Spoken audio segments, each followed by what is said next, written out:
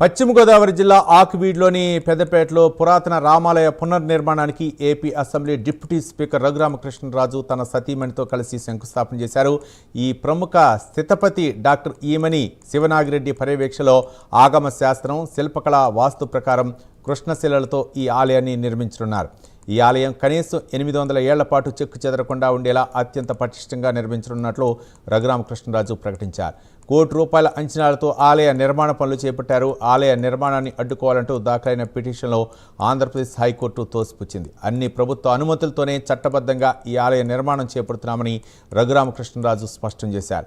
గతంలో చోటు చేసుకున్న ఘర్షణ నేపథ్యంలో శంకుస్థాపన కార్యక్రమం సజావుగా సాగేలా పోలీసులు ఆకివీడ్లో భారీగా మోహరించి 144వ సెక్షన్ అమలు చేశారు.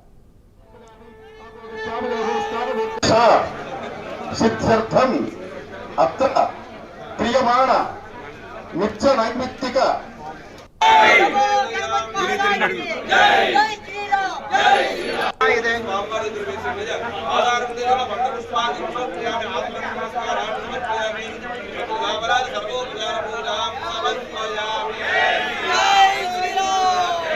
కాదు అందరికీ కూడా, అలాగే ముఖ్యంగా జిల్లా యంత్రాంగానికి, కలెక్టర్ గారికి, జాయింట్ కలెక్టర్ గారికి, ఆర్డీఓ గారికి, అలాగే పోలీస్ శాఖ అందరికీ, లోకల్ మున్సిపల్ కమిషనర్, ఎంఆర్ఓ వీళ్ళందరి మీద కూడా వారి డ్యూటీ వారు చేసినందుకు కేసేస్తానని కూడా చెప్పారు.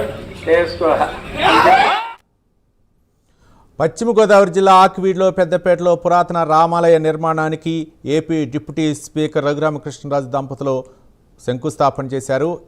ఈ ప్రముఖ స్థితపతి డాక్టర్ ఈమని శివనాగిరెడ్డి పర్యవేక్షణలో అక్కడ ఆగమ శాస్త్రం ప్రకారం, శిల్పకళ, వాస్తు ప్రకారం కృష్ణశిలలతో ఈ ఆలయాన్ని నిర్మించుతున్నారు. కనీసం 800 సంవత్సరాలు ఈ ఆలయం చెక్కు చెదరగా ఉండేటట్టుగా ఈ ఆలయ నిర్మాణాన్ని అయితే చేపడుతున్నారు. దాదాపు ₹1 కోటి అంచనాలతో అయితే మాత్రం ఈ ఆలయాన్ని నిర్మించనున్నట్లయితే మాత్రం తెలుస్తుంది. ఈ రోజు శాస్త్రోక్తంగా అయితే మాత్రం శంకుస్థాపన కార్యక్రమాన్ని అయితే మాత్రం నిర్వహించారు. ఎలాంటి అవాంఛనీయ సంఘటనలు జరగకుండా పోలీసులు అయితే మాత్రం గట్టి బందోబస్తును ఏర్పాటు చేశారు. మరిన్ని వివరాలు మా కరెస్పాండెంట్ ప్రసాద్ అందిస్తారు. ప్రసాద్,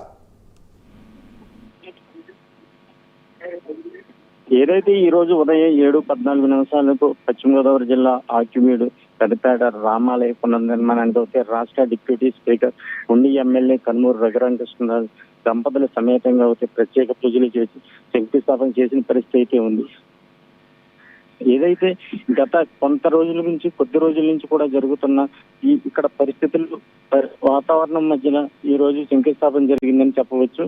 ప్రధానంగా ఏదైతే ఇక్కడ సుమారు పోలీసులు 500 మంది పోలీసులు బందోబస్తుతో నేడైతే ఇక్కడ కార్యక్రమం అయితే అత్యంత వైభవంగా జరిగిందని చెప్పవచ్చు. ప్రధానంగా ఏదైతే ఇక్కడ ఎంఆర్పిఎస్ నాయకులు అలాగే దళిత సంఘాల వారు కూడా అడ్డుకునే పరిస్థితి ఉన్నప్పటికీ వారిని పోలీసులు అదుపులో తీసుకుని ఏదైతే పోలీస్ స్టేషన్ కి తరలించి ఇక్కడ రామాలయాన్ని అయితే నిర్మించడానికి అయితే పూర్తి స్థాయిలో శంకుస్థాపన చేసిన పరిస్థితి ఉంది. అయితే సుమారు ఇక్కడ రామాలయం 800 సంవత్సరాలు నిలబడే విధంగా కూడా ఇక్కడ రామాలయాన్ని నిర్మించే స్థాయికి తీసుకెళ్లాలని కూడా ఇక్కడ ఏదైతే కమిటీ సభ్యులతో ఆధ్వర్యంలో కూడా ఇక్కడ పనులు అయితే ప్రారంభించిన పరిస్థితి అయితే ఉంది.